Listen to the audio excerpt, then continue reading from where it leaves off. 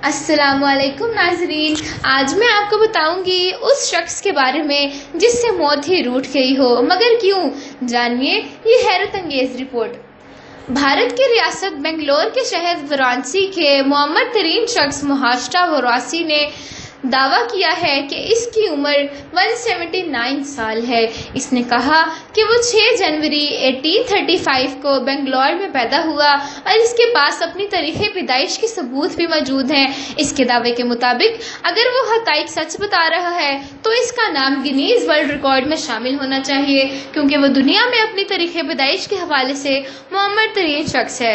इसने मजीद बताया कि मेरे पोते भी अब तक मर चुके हैं। मुहाश्टा वरासी ने कहा, शायद इसको मौत भी भूल गई है, इसलिए इसकी उम्र इतनी तवील है और अब मुझे अपने मरने की उम्मीद भी खत्म हो चुकी है।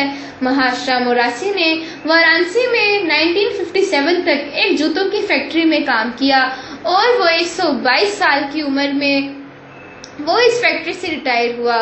एक ऑनलाइन वेबसाइट worldnewsreport.com के मुताबिक इसके कागजात तारीख़ पैदाइश भी इसके दावे की तस्दीक करते हैं कि इसकी उम्र अब 179 साल हो चुकी है।